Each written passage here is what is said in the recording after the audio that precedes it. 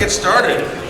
We got a full day, got a full lunch hour here. I call it the most productive lunch hour in New York's capital region. And where's Jeff Schwartz, who corrected me? I always appreciate your corrections. I gotta account for the people coming from Troy, so it's 2 hours and a half hour here and a half hour. So the most productive 2 hours for those people. But why not relocate to Schenectady, Jeff, and avoid that problem? See what I'm saying? All right. Anyway, I want to welcome you to the New York BizLab and the BizLab Clarkson Lunchtime Entrepreneurship Series. This is number 21. I'm Rick DeRico, I'm the Managing Director of the New York BizLab, and today marks two special anniversaries, or this month marks two special anniversaries. The first is that this is the 2-year anniversary of this series. So it's also the 1 month anniversary of the Tale of Two Tonys series, so that's very special. So there have been more than 1,000 people who've attended these lunches. I don't mean like adding all the people who've attended, but actually more than 1,000 unique individuals who've attended this event. So I want to just thank you so much for your support. I want to know how many are here attending for the very first time?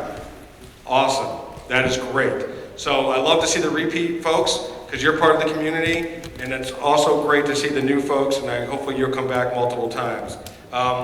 It's also my pleasure to announce our meal sponsor today. Our meal sponsor is One Group, right over here, their banner, beautiful banner here, which bills itself as the one source for risk management, insurance, employee benefits, and HR consulting, and more. They have an office right down the street on Erie Boulevard. I want to thank also them for sponsoring, and also a BizLab friend, John Fenaroli. Where's John? Thanks so much, John, for making that happen. I really appreciate it. If you'd like to be a meal sponsor, please talk to Bela Musitz or myself after the event. Now it is my honor and my privilege to announce the founder of the BizLab, the first Tony in the Tale of Two Tonys series. Please welcome my boss and inspiration, always well-dressed, Tony Cipottella. Thank you. Also want to shout out to Lavelle and Finn for the video sponsoring. Right, sorry about that. Welcome everyone, and my fellow Tony, Anthony Collins. We had a good time last month. Who was here last month? Talking about some of my activities, right? It was a lot of fun. Hopefully you can listen to it. It's on the podcast now, which is great. By the way, Google Alert, anybody uses Google Alert? Everyone should raise your hand. It's free. Just create a Gmail account, and then you can Google anything. And the first thing you should do is be alerted if your name pops up in the media. Right? It's that simple. Gmail account, it's Google Alert, and just put in whatever words, and I get tons of those. So my name popped up the other day. It's like, why is my name popped up? And so, of course, it was because of the podcast, which was exciting. So I think it's cool. So again, thank you for looking forward to hearing what you have to say about the college and really your leadership and what's going on here in the community. I know you're upstate New York. It's a big college, and so many students have gone through your programs, which we've actually hired some at TransFund too, of course. And again, thank you so much for investing in this program. To be on a second anniversary of this BizLab Clarkson event. It's exciting.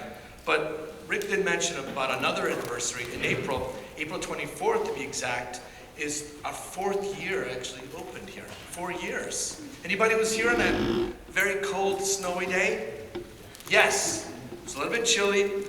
I forgot to mention back then, 4 years ago, it was actually my parents' 50th anniversary. And I never mentioned it that day. My father passed away before then, but I just want to say, if I could go back in time, I want to say happy anniversary to my mom and dad that day. So I got a chance to do it now. So lots going on. Obviously, the community is ever changing. A lot of things with the BizHub advisors. We've got so much going on here. We have a lot of companies that came here that grew the space. They went to other bigger and better things. That's why we want to make sure we do things with the virtual funds. We have so much going on here in the BizLab, and I tell you, I really believe the best is yet to come. There's just so much energy, and the startup community is exciting, and we keep talking about how we're going to make sure that these students stay here, and we have to prove to them. And we had a good conversation yesterday at another event, how we all have to take that initiative to go to colleges and convince the universities, especially the local ones right here, go to Clarkson and convince the kids that don't go back home, stay right here. And I think it's something that we all have to do that. But we were here to hear another Tony here, so the tale of two Tonys. I want to get right to it. So please now welcome the co-organizer of this event, Clarkson Professor BizLab Lusings.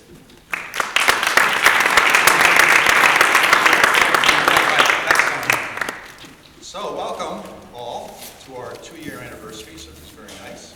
So question, how many Clarkson alums do we have in the audience? Very good. Congressman Paul Tonko, a Clarkson alum. Welcome. Thank you very much for coming. Great supporter of entrepreneurship and business in the region, so thank you. Let's see. We have a video sponsor this month, and that's Arkley Mastro, who is a Clarkson alum as well, and from the law firm of Laval and Finn. Thank you very much for that. We appreciate that. And he's also a BizLab advisor here, so we always appreciate folks who help out startups and companies, and that's very great. Richard Lynn is our video photographer today, so he's videoing this, and it's going live on Facebook. Is that correct? So who knows who's watching? And if you'd like to be a video sponsor, you can talk to Rick or myself. We can do that. And a couple of quick housekeeping items before we get going. Restrooms are over there through that door. Exits are there and behind you. And you may hear some business transactions going on. There's a live bank on the other side of this wall, so that's part of the noise that we get, but that's great.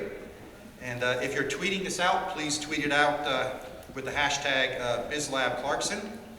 And now I'd like to welcome, as you know, this is the tale of two Tonys. Last month it was Tony Civitella, Rick's boss. This month it's Tony Collins, my boss. Actually, my boss's boss's boss. So the stakes are a little higher, maybe. So Tony Collins, president of Clarkson University. Come on up.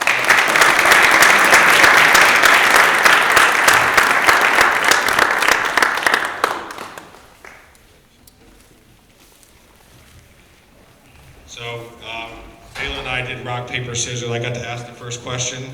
Since last month, I had to be the bad cop. So this is my big chance to get back at him. So first of all, why did you hire Vin? He's good. He's good. He's awesome. No, thank you so much. And I do want to thank you also, as Tony already just said, for sponsoring this event. It means a lot to the community, and this continues to grow. So my first question to you is just if you could give me a little bit of background, a little bit of people who maybe don't know you, who you are, a little bit about your background, life in Australia, and some of the things that maybe shaped your philosophy. Sure, thanks. And thanks, by the way, for inviting me down here. It's great to be in the Schenectady community. And it's been over 2 years now since Clarkson's has merged, I guess, Union Graduate College into its activities. And we keep talking about it, and we will continue to talk about it, and we will actually do more and more about it. And that has become even more of a partner within the community. That's an important role for us. We feel it very deeply. And so this is part of that activity. I can talk a little bit about that. Who am I? Yes, I was born and raised in Australia. Actually, on my mother's side, going back 4 generations, the female was one of the first 200 women transported to Australia. In those terms, that means she was a convict. So actually, obviously, a long time Australian. And I think a couple of characteristics that we talked about this, and it's funny when you go through a conversation like this and you get asked personal questions, it makes you reflective a little. And for those that don't know, many people are a little bit surprised. Australia is the same land area as the US, but right now about 25 million people, so a tiny population, same land area. And because of that, you grow up kind of feeling that you have to punch above your weight. And I think it's that characteristic that eventually wound me up in the North Country at a university that kind of loves to punch above its weight and have a bigger influence than it probably should have. so that's a bit of an Australian characteristic that I think is taking me into this position. What about home life? Do you have brothers, sisters, mothers? Actually, my father passed away when I was 19, I think. I have a sister, 2 nephews. They live in Australia, and they actually, my sister's children, we have 4 children. They've had deep bonds over the years, and that drew one of our children and lives in Sydney now. So there's a strong next generation connection. One last question, and then I'll turn it over to Fela as well. But I was thinking, we were talking about like your career path, and you know, the first Tony that spoke, also from Italy, so he's also an immigrant. You know, he worked his way up. He was an intern, and then he became the CEO of the company. And you know, you were an associate professor, correct? Assistant professor. Assistant professor. Yeah. Is anyone lower than this? You absolutely you can't get lower. So you worked your way up, and can you give us a little sense of that experience? Yeah, it's an interesting question. I guess you work your way up. That's not actually the way it works in academia. It's who wants that next job above you. It's like when the room empties and you're left and that's it. I never actually aspired to academic administration. I was a successful researcher and teacher. I really enjoyed that. And then after about 10 or 12 years, I started in 1982 at Clarkson as an assistant professor of water and wastewater treatment. And then as things happen at universities, the department chair position became available, and people said, well, why don't you do it? So that's the not really aspiring part of it. And looking around and seeing no one else that seemed to be interested, I'll give it a go. And actually the same kind of thing happened in the step to the Dean of Engineering. And then there was a full national search when I got to the presidential level, and it was a little strange. There were 3 finalists, and as the provost, I actually interviewed the other 2 finalists. We couldn't quite work all that out, how that would work. Kind of like Dick Cheney when he became the vice president. And but as in fact, I'll say that after the process finished and there was a board meeting, Karen and I were about to fly off to interview for the second interview for another president's position. And you know, because it would be, after all of that, a little awkward to stay. And but as fate turned out, or something, so I'm just finishing the 16th year as president.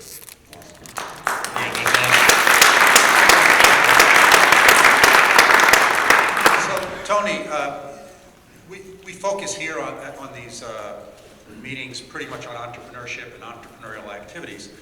So you're leading an institution that's 125 years old, that's in a very traditional market and industry. And so how do you keep things entrepreneurial and active and sort of, it's also an industry where probably in the last 5 or 6 years there's been tremendous changes, and those changes will continue. So how do you, as a leader of an organization like that, how do you think about keeping the organization moving forward and vibrant?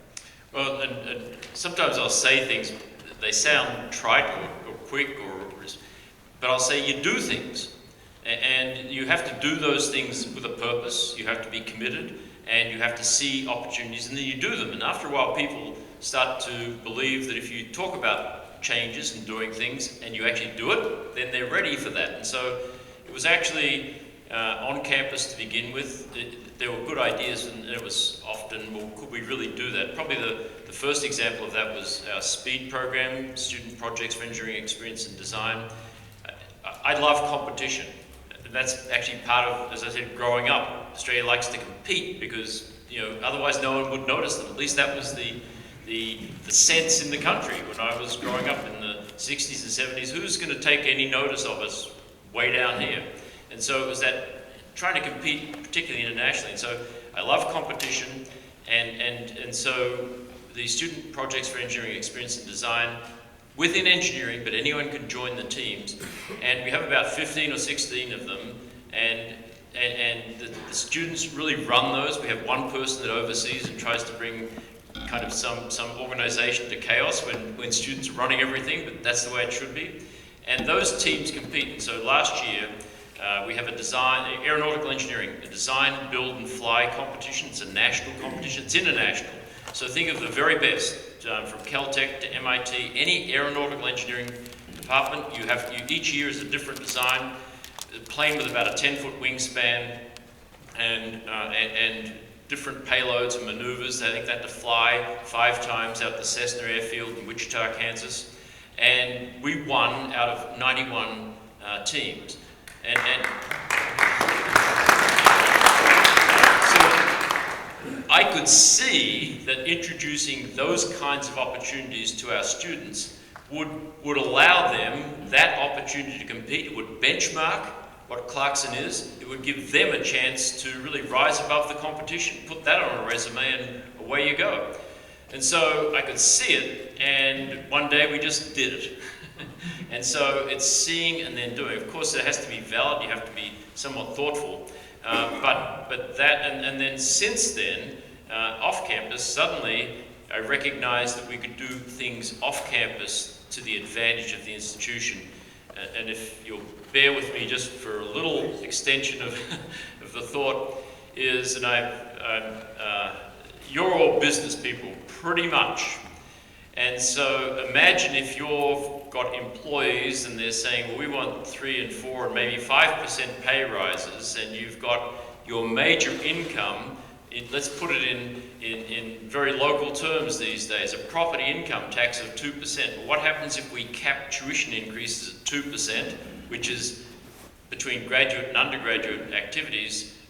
Tuition revenue is what drives the institution. You'll hear the term tuition driven.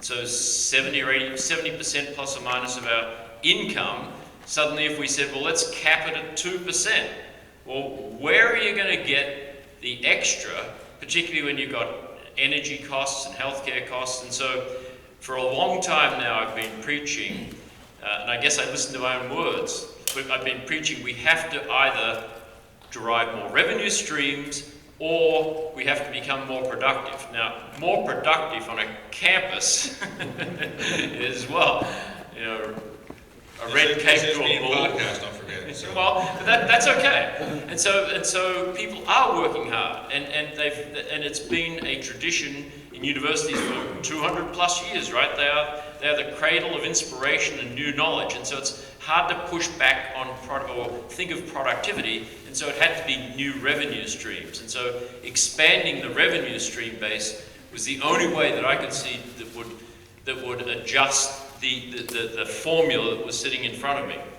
And so the idea then of taking some entrepreneurial thinking about doing things and moving it off campus so that we grow revenue streams, that's a very fundamental picture of exactly what myself, our trustees, and administrators, and quite frankly the staff and the students understood that was a good way to go. It was beneficial in many ways that I can talk about, but that's the driver when you say the entrepreneurial thinking. It had to happen. Okay, so now you have a campus up the road here. Mm-hmm. And can you walk us through a little bit about the Union Graduate College decision and how's it working? And was that, and the other question I have for you is also just how do you assess, like there's probably times when maybe a decision didn't work out, and how do you know when to pull the plug on something as well? I'm interested in your thought process in that. I don't want to pull the plug on second. We are tremendously excited about what's happened here, and there's no plug pulling. Let me add, by the way, that we actually had the same exercise in Beacon, New York, Beacon Institute for Rivers and Estuaries, down in Beacon, and in fact, we're just signing off on some contracts to expand the facilities. If you ever go down to Beacon, it's a state park on Dennings Point, and we have a facility there, and it's probably worth a couple of minutes to explain that, and then that shows the mindset that we had when we went to Union Graduate College. So at Beacon, all the way back to Governor Pataki, he had put aside capital funding for essentially a research center for rivers, and it was located eventually at Dennings Point in Beacon.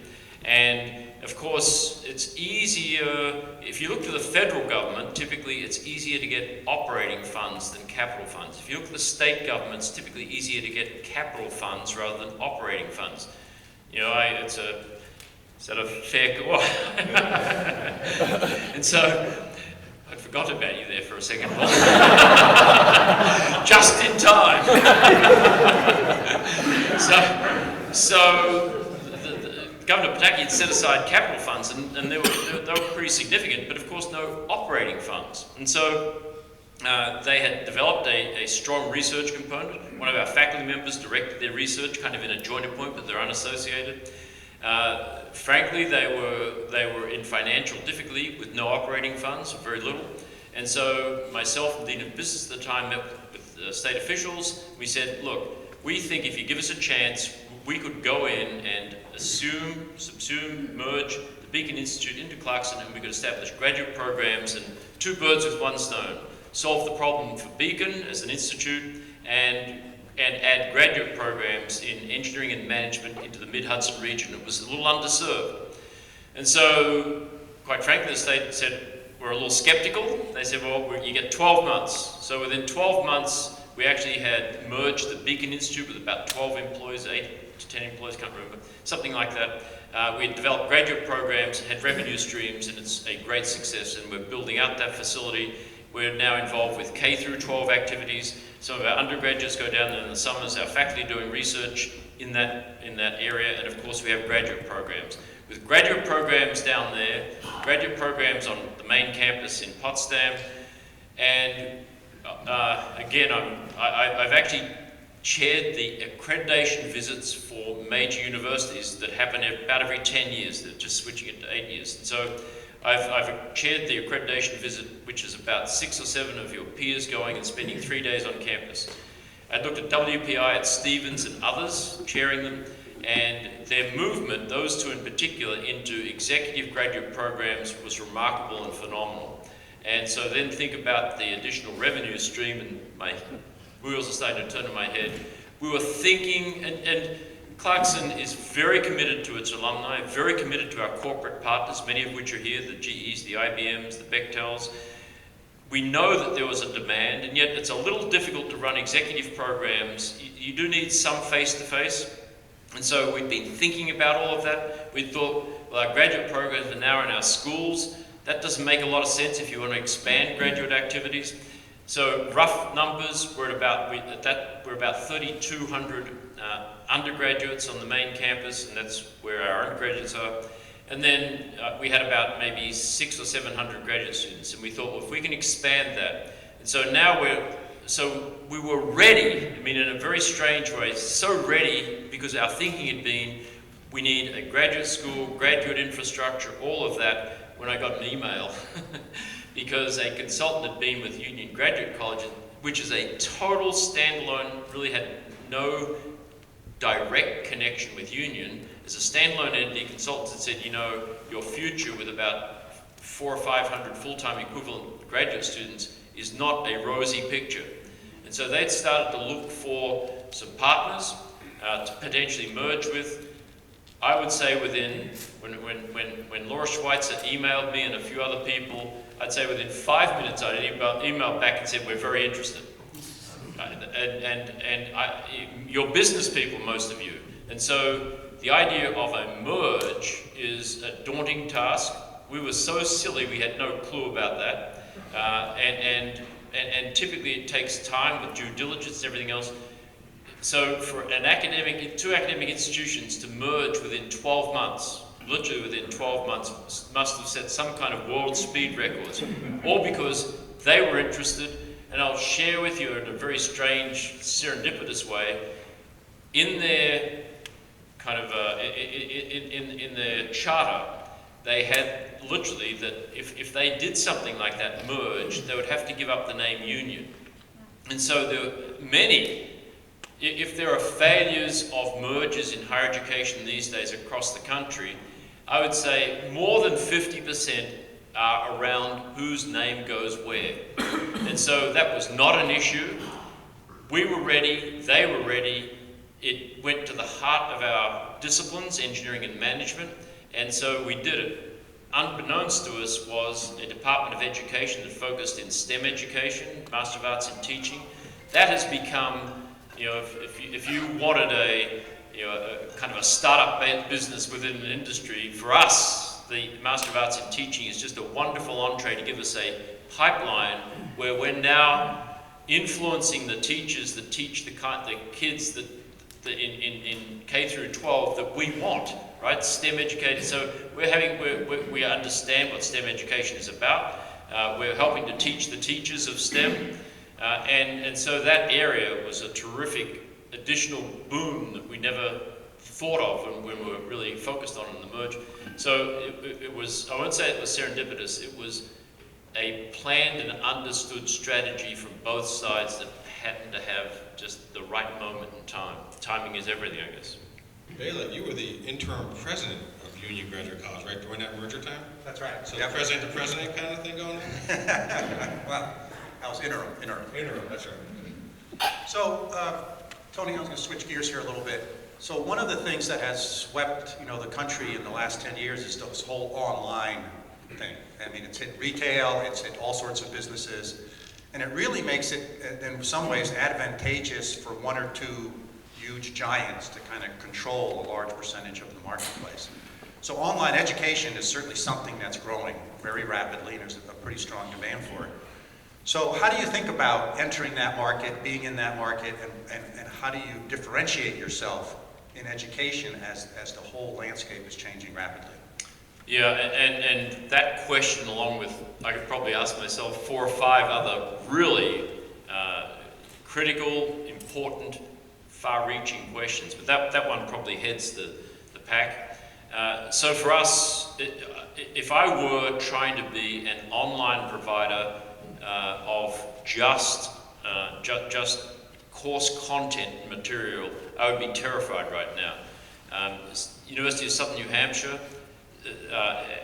Arizona State, University of Massachusetts, Purdue, they are so, Georgia, they're so into that activity. They have so many resources, and they will probably nail the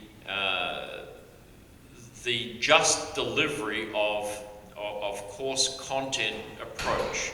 And so there's just no way that Clarkson should think about competing for that particular kind of event. So we have to be high quality, high touch, personal, all the characteristics that people have come to expect out of a Clarkson type institution. We have to translate that into the online environment. And so for us, one of our major successes, the Master of Science Engineering Management approach, is we limit it very strictly to a cohort of 20 to 25 students, just enough so that you can put everyone's face on a computer screen. We invite them to meet at the beginning of each course. They're typically one course at a time, with the faculty member in a kind of retreat-like setting, where you have the cohort, they get to know each other, they interact, they begin the course at that time with the faculty member. It allows us to get faculty members of just spectacular quality.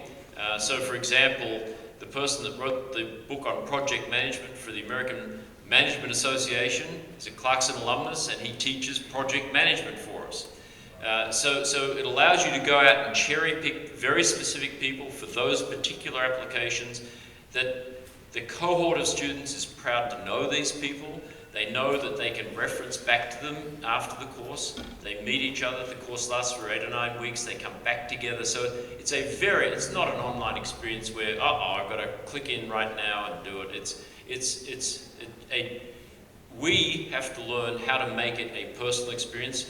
All of our courses, as you know, we have a Quality Matters program. We have 3 instructors that focus on how to get our faculty to teach the best kind of in that kind of an environment. So for us, it's coming. We have to use it in the way that matches and suits the Clarkson image and brand, which is personal, high quality, high value add. And so if you wanted to go more to the mass numbers, we couldn't survive. We're not going to survive. That's not ours. You have a brand that you want to maintain. You want to maintain that level. Yep. All right, I want to open it up. We have still many more questions, but we like this to be a conversation. So are there any questions for Dr. Collins? I don't know if everybody's intimidated. Yes, please. I'm a meteorologist here in town, and I don't own a consulting expert witness company. I graduated SUNY Albany 24 years ago, and the day after that, I was kind of adopted to the Clarkson University solar-powered car race team, where we went cross-country with Dr. Eric Thatcher, and it was an amazing experience. And at that point, Clarkson was on the cutting edge of electrical engineering. They built their own solar-powered car, competed against 39 other universities. And in this day and age of solar and renewable, I'm wondering, is Clarkson University still on the cutting edge of doing research and trying to perfect that field? Absolutely, and so I would say that probably a third of our students are attracted to Clarkson because of our activity in the sustainable / energy world. And so a week ago, erected on our science building was a novel wind generator. It's actually a company that's owned and operated by a faculty member. It's a ducted wind turbine. So, I mean, when you have great inventions, often they're simple, and B, the second thing is everyone says, why didn't I think of that? And so you think of a jet engine, you think the reason that you have the shape of the intake to a jet engine is it creates much more efficiency with the airflow that's going in through the duct.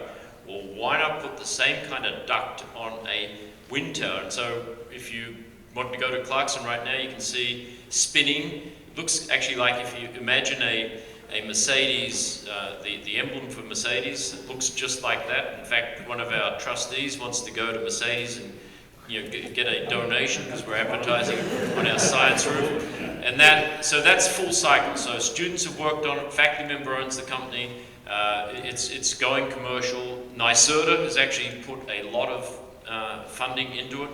And the short answer is yes.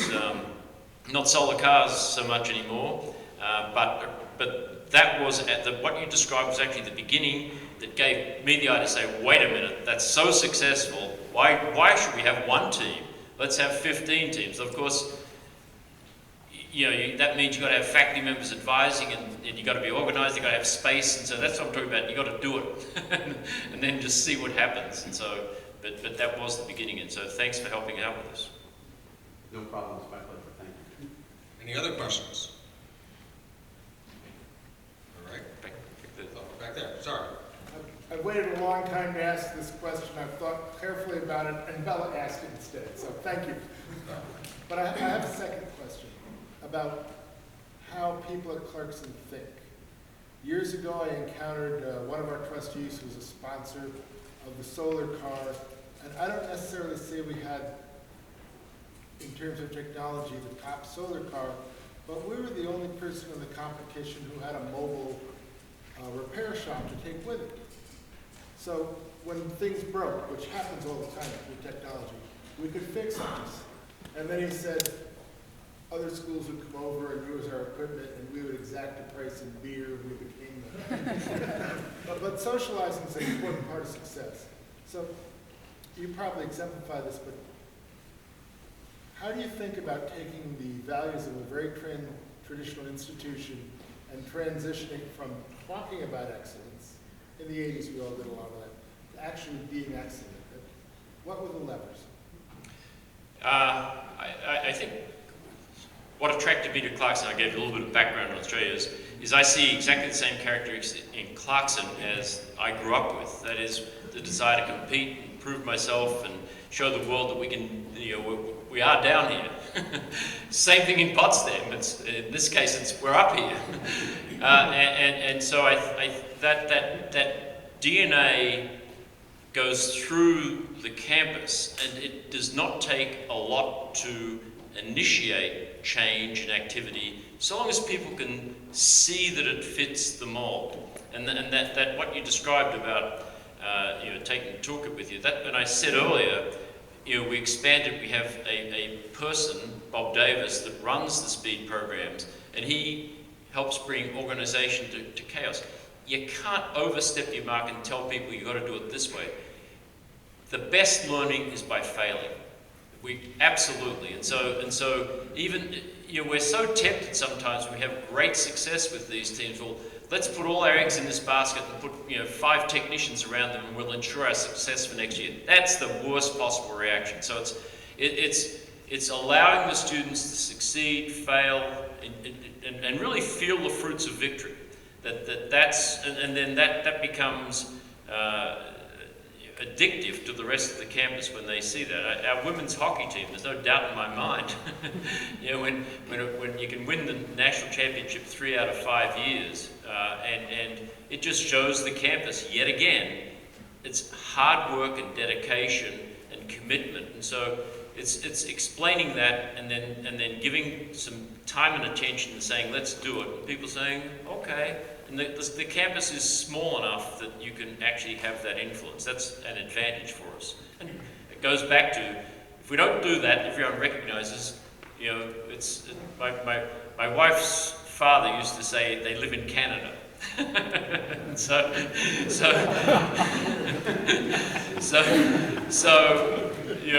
with that in mind, the campus understands that it's terrific if we can show the world from where we are what's happening, and so it's not as hard as you may think.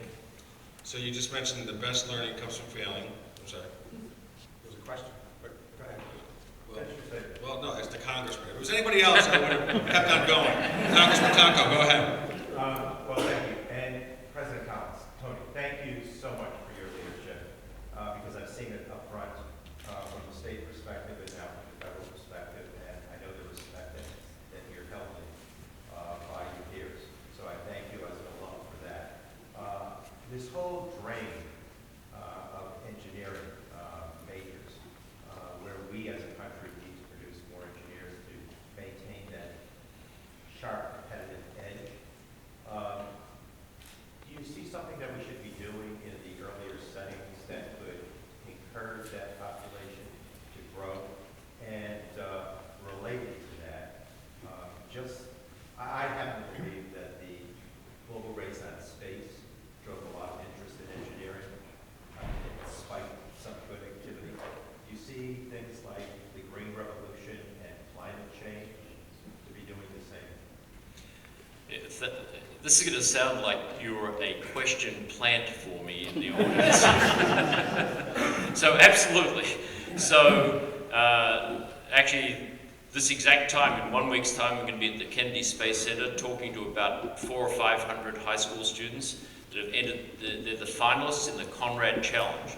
So Pete Conrad was the commander of Apollo 12, the second team to land on the moon. He passed away in a motorbike accident about 18 years ago in California. His wife, Nancy, formed the Conrad Foundation.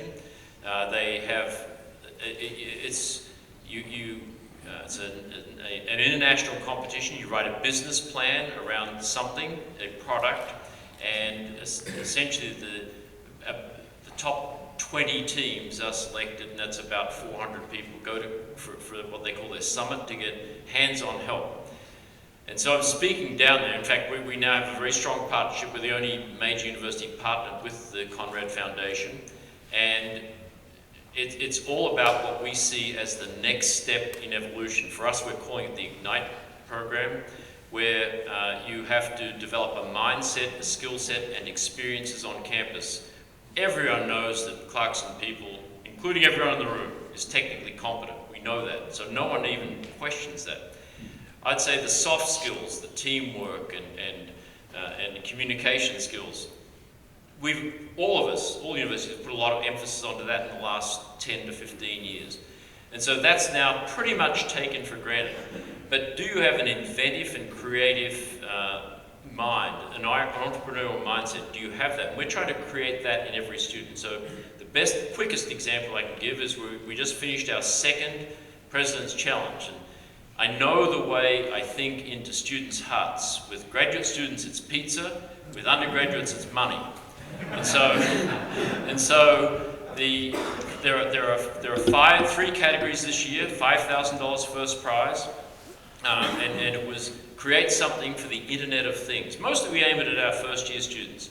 So the Internet of Things had to be for your local, for your own community, for us Clarkson, regional community, or national community. And so eventually it came down to about 24 teams that formed. There are rules. You have to have at least 2 or 3 disciplines. So the teams have to be very mixed, and they just arbitrarily go out and find them. Now, that was encouraged in all of our first year course in engineering, in the engineering and management program. And so we are intentionally using examples. And so maybe next year it could be one of those challenges that we're facing, climate change or sustainability. What can we do to change the world? What device or what could you produce? And so it's this, now we've got a lot of other things around it. And so, you know, the winning the entry ended up with 3,000 for winning their category and 2,000 for being best of class. And it turns out that it's actually on campus. I want to quit my job and go. There'll be phone calls, I guarantee, go out from this group this afternoon. So the idea was that we have a maker space, and it's just been unveiled, and it's a large space, and it's got lots of different, 3D printers and everything else. We can just go in and make things. And so we wanted to know what the util is. If we've got the right proportion of different pieces of equipment, who's utilizing what. So this was a camera, and it has to be done anonymously because we can't intrude into people's privacy, but it knows where people are going in the room. So it takes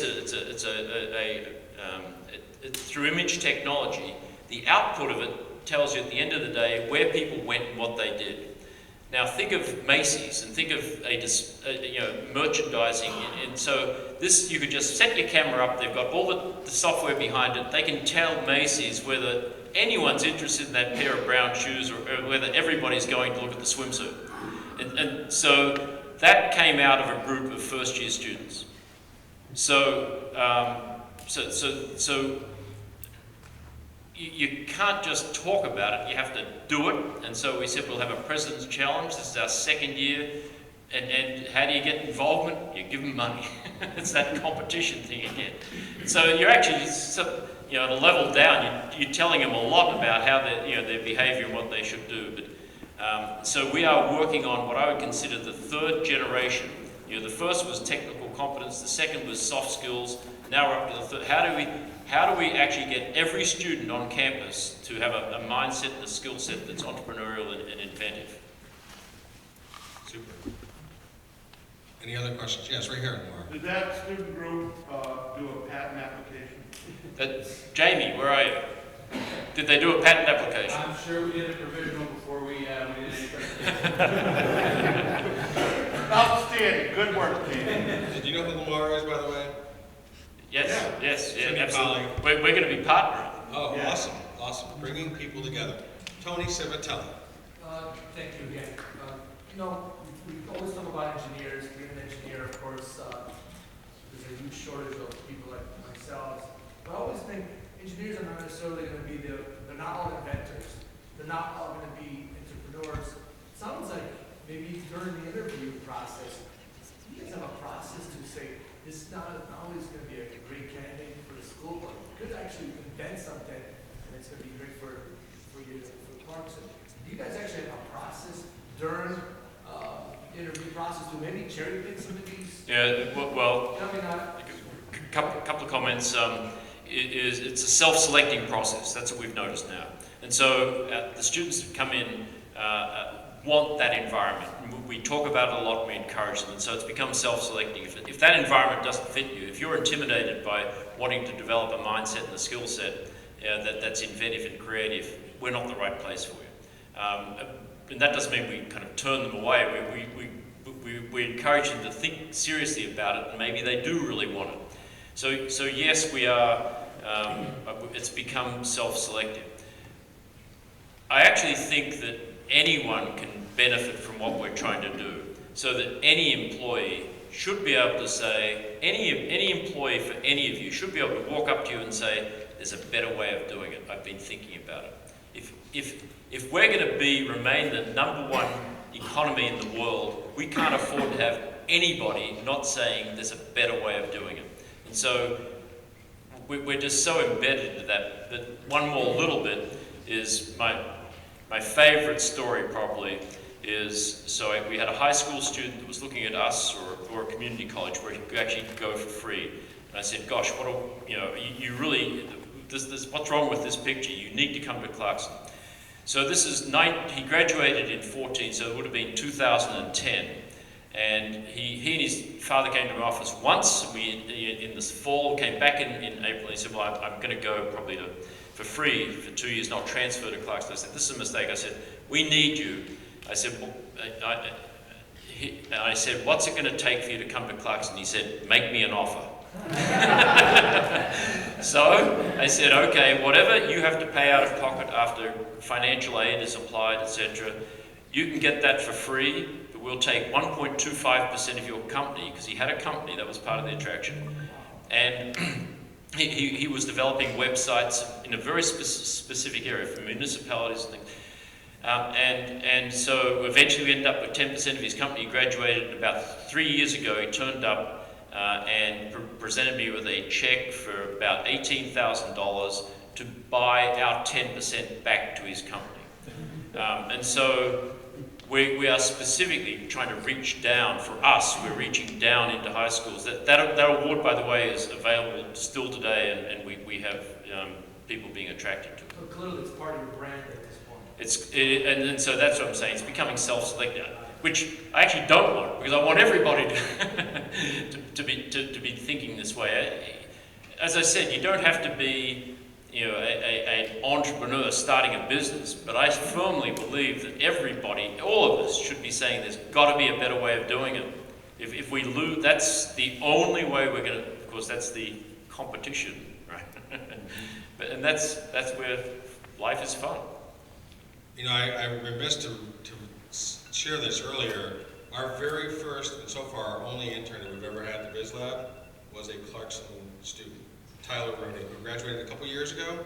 We were not looking to have an intern at all. He had just done some Google searches. He approached me, and I was a little nervous about going to Tony to ask if we could have an intern program.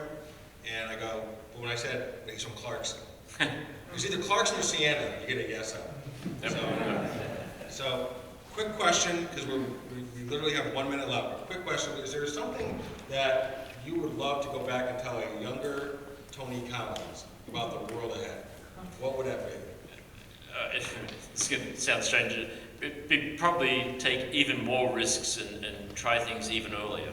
You get to be my old age, and that's of course when you think you've finally understood everything and how things work. And quite frankly, Paul was very gracious in his remarks, and you never quite understand what influence you have, and maybe until it's too late. And so maybe using that influence and that vision, if you have some, of acting even more quickly and even at a higher risk. And that's so. Hello to all the trustees that are out there watching this live. Don't worry yet. That's a great takeaway. Please give it up for Dr. Tony Collins.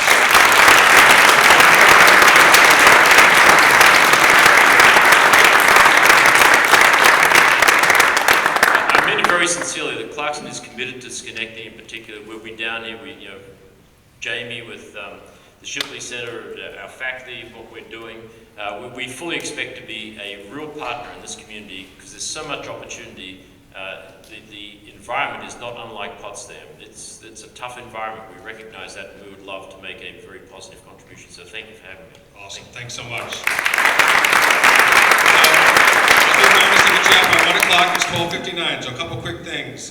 First, thank you again so much. I learned so much. I think there's a lot of takeaways. I want to thank our meal sponsor again, One Group. Thank you for investing in this. Our video sponsor, Lavelle and Finn, and Clarkson alum, Arkley Bastro. Thank you again, videographer and sponsor, Richard Lynn from Agora Technologies. It's also my pleasure to announce our next speaker, Heidi Knobloch, who is the founder of a company called Receipt HQ. And let's see, she'll be starting our 3rd year. So next time we meet, we will be in our 3rd year. So thanks again so much for coming, and have a great rest of your day.